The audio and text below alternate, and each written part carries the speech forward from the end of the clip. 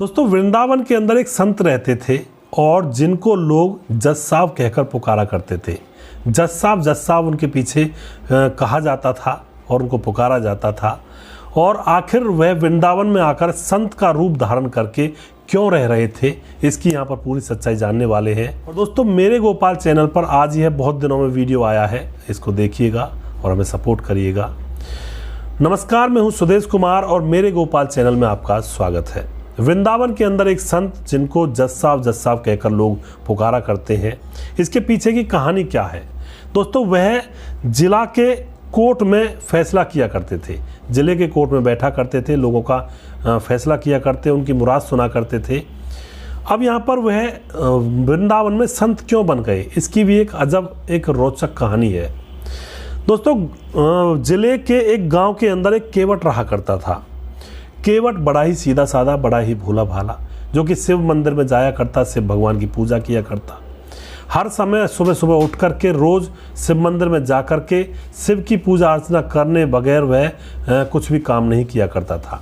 पहले शिव पूजा, उसके बाद काम दूजा। इसी तरह से उसका जीवन समय चल रहा था। अब यहाँ पर उसके पिता एक दिन उससे कहते हैं कि बेटा, तुम्हारी बहन अब जवान हो गई है, उसकी शादी करनी है और उसकी शादी की डेट है वह भी आ गई है। तुम ऐसा करो, तुम गांव के ज़मींदार के पास जाओ और उससे कुछ पैसे लेकर आओ और उनको हम चुका देंगे शादी के बाद। अब जो केवट होता है वह गांव के ज़मींदार के पास जाता है, उससे कहता है कि बाबूजी ने भेजा है और कुछ पैसे दे दीजिए, हमारी बहन की शादी है, हम आपके चुका देंगे ब्याज समेत। तो गांव का जो ज़मींदार होता है उसको पैसे दे देता है और पूरे पैसे अपनी बही में लिख भी लेता है। वह पैसे लेकर अपने बाबूजी को दे देता है घर आकर के केवट, और फिर उसके बाद बड़ी धूमधाम से उस बहन की शादी की जाती है। अब यहाँ पर शादी तो हो जाती है, लेकिन जो ज़मींदार से पैसे लिए गए थे और उन पैसों को चुकाना भी है। तो जो पिता होता है वह केवट से कहता है, बेटा ये पैसे चुकाने हैं, तुम ऐसा करो कहीं शहर जाओ और वहाँ पर कुछ कमाओ धमाओ और कुछ पैसे वहाँ से कमा कर यहाँ पर लाओ, जिससे कि ज़मींदार के पैसे चुकाए जा सके। केवट शहर चला जाता है, वहाँ से बहुत सारे पैसे कमाता है और पैसे कमा करके कुछ महीनों के बाद घर आता है। घर आकर पैसे अपने बाबूजी के हाथ में थमा देता है और कह देता है कि जाओ बाबूजी उस ज़मींदार के पैसे दे दो। लेकिन बाबूजी कहता है कि ऐसा कर, तू ही जाकर दे आ, तू ही लेकर आया था। तो केवट सारे पैसे लेकर के ज़मींदार के घर पहुंचता है और वहां जाकर उससे कहता है कि ज़मींदार साहब, आपके ब्याज समेत कितने पैसे हुए, सारे मुझे बता दीजिए, मैं देने के लिए आया हूँ। ज़मींदार हिसाब किताब जोड़ता है और सारे पैसे बता देता है। उसके बाद केवट उसको पैसे देता है और फिर ज़मींदार उसको एक पर्ची देता है कि केवट ने ब्याज समेत सारे पैसे लौटा दिए हैं। पर्ची लिखकर वह केवट को देना चाहता है, लेकिन केवट कहता है कि बाबूजी मुझे आपके ऊपर विश्वास है। ज़मींदार से कहता है कि मुझे आपके ऊपर विश्वास है, कोई दिक्कत नहीं है, पर्ची रहने दीजिए। अब यहाँ पर दोस्तों जो ज़मींदार होता है वह सोचता है कि ये तो बड़ा भोला भाला है, इसका फ़ायदा उठाना चाहिए। तो वह उस पर्ची को अपने दाएँ हाथ की अलमारी में रखी हुई एक लाल किताब में रख देता है और फिर वह बैठा रहता है। केवट अपने घर आ जाता है, रात गुजरती है, सुबह जैसे होती है तो ज़मींदार एक पर्ची भेजता है केवट के घर पर। वह पर्ची केवट के पिता को दी जाती है। उस पर्ची में लिखा हुआ था कि केवट ने ना मेरे एक भी पैसा दिया है और ना ही ब्याज दिया है और मुझे पैसे चाहिए और जल्दी चुका दो। अब केवट का पिता समझ जाता है कि ज़मींदार के मन में लालच जाग उठा है। तो यहाँ पर वह उनके बीच में विवाद होता है, गांव के अंदर झगड़ा भी होता है, लेकिन ज़मींदार अपनी बात पर अडिग रहता है और फिर यह केस जिला कोर्ट में पहुंच जाता है उस जज के सामने। वहाँ ज़मींदार और केवट दोनों खड़े हो जाते हैं। ज़मींदार से पूछा जाता है कि क्या मामला है, तो ज़मींदार कहता है कि मेरे पैसे इन्होंने नहीं दिए हैं। केवट कहता है कि मैंने जज साहब इनके पैसे दे दिए हैं और ये ज़बरदस्ती ये कह रहे हैं कि मैंने पैसे नहीं दिए हैं। और ज़मींदार कहता है कि अगर मैंने पैसे दे दिए हैं तो वो पर्ची दिखाओ जो मैं दिया करता हूँ। केवट कहता है कि मैंने तो पर्ची ली नहीं थी, मैंने तो विश्वास किया था और पर्ची तो मैंने ली नहीं, तुमने ही रख ली थी। दोस्तों यहाँ पर जज साहब कहते हैं केवट से कि तुमने इसको अगर पैसे दे दिए तो किसी ने तुमको देखा था, कोई सबूत है, कोई गवाह है? तो जो केवट है वो भोले शंकर के पुजारी होते हैं, वह कहते हैं कि शंकर जी ने देखा है।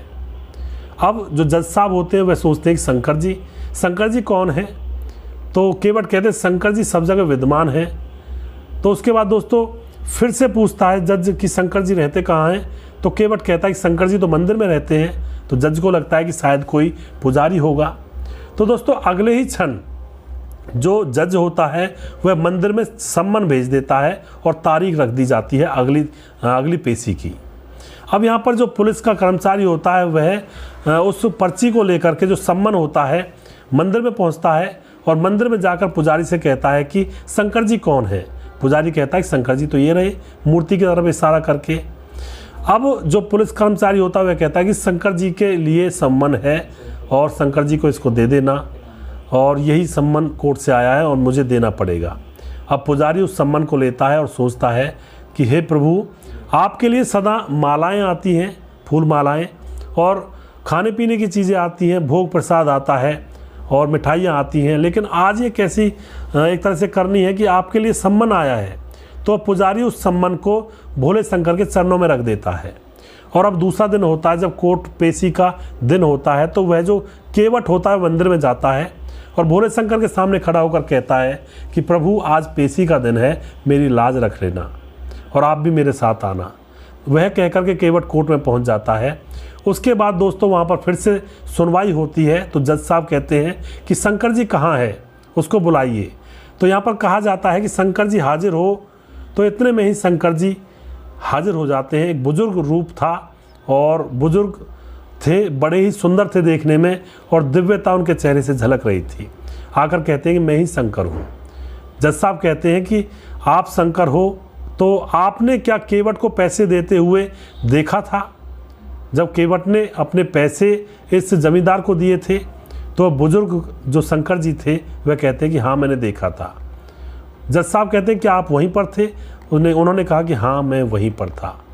दोस्तों यह कह करके अब जज साहब कहते हैं कि क्या सबूत है तुम्हारे पास कि केवट ने पैसे दिए थे? कोई सबूत है? तो बुजुर्ग आदमी जो शंकर जी बनकर आया था वह जज साहब के सामने कहता है कि हाँ, मेरे पास सबूत है। आप सिपाही भेजिए इस ज़मींदार के घर, और जहाँ पर ये ज़मींदार बैठता है थरे पर, उसके दाईं ओर अलमारी के अंदर लाल किताब है। उस किताब के अंदर असली पर्ची है जो इस ज़मींदार ने बनाई थी और इस केवट को देना चाह रहा था। अब यहाँ पर पुलिस वाले को भेजा जाता है, वहाँ से वह पर्ची मिलती है। पर्ची को कोर्ट में पेश किया जाता है। उसमें लिखा था कि केवट ने मेरे सारे पैसे ब्याज समेत चुका दिए हैं। यह बात देखकर जज साहब एकदम से थोड़ा सा उसके सिहरन सी पैदा हो जाती है। अगले ही क्षण वह कहता केवट से कि तुम जा सकते हो, तुमने इसके पैसे चुका दिए हैं। जमींदार के ऊपर दंड लगाया जाता है और दंड उसके ऊपर थोप दिया जाता है। जमींदार को दंड भुगतना पड़ता है और उस केवट को वहाँ से जाने के लिए कह दिया जाता है। अगले ही क्षण जज साहब कुछ पूछना चाहते थे शंकर जी से, लेकिन जैसे ही मुड़कर देखते हैं तो वहाँ से शंकर जी गायब थे। अब जज साहब केवट से कहते हैं कि तुम्हारे शंकर रहते कहाँ हैं? तो केवट कहता है कि मेरे शंकर तो मंदिर में रहते हैं। तो जज साहब केवट के साथ उस मंदिर में जाते हैं। उस मूर्ति की तरफ इशारा किया जाता है कि यही मेरे शंकर जी हैं। तो जज साहब जब उस मूर्ति को देखते हैं तो मूर्ति हूबहू उस बुजुर्ग की तरह थी। जैसी शक्ल उस बुजुर्ग की थी, ऐसी ही शक्ल उस मूर्ति की थी। तो बस यहीं से वह जो जज होते हैं वह सोचने लगते हैं कि मेरे प्रभु मेरे कोर्ट में आए थे और वो खड़े रहे और मैं बैठा रहा, यह कितना बड़ा मुझसे पाप हो गया। तभी से उन्होंने नौकरी छोड़ दी और वह संत बन गए और वृंदावन में वह भगवान की अर्चना में लगे हुए हैं। तो दोस्तों इस तरह के किस्से बहुत सारे हैं। इन किस्सों को लेकर मैं अपने चैनल मेरे गोपाल पर आता रहूँगा। इनसे हमें बहुत कुछ सीखने को मिलता है कि एक परमपिता परमात्मा की एक वो शक्ति है, अदृश्य शक्ति, जो अपना काम करती रहती है लगातार, लेकिन हम लोग हैं अपने ही मन में बड़े बने रहते हैं और हम किसी शक्ति को नहीं मानते हैं। लेकिन वो शक्ति है जो हवा को चलायमान करती है, पानी को चलायमान करती है, पृथ्वी के अंदर सारी संरचना बनाई हुई है उस शक्ति ने। इंसान के अंदर भी न जाने कितने पुर्जे होते हैं, ये कहाँ से आ गए।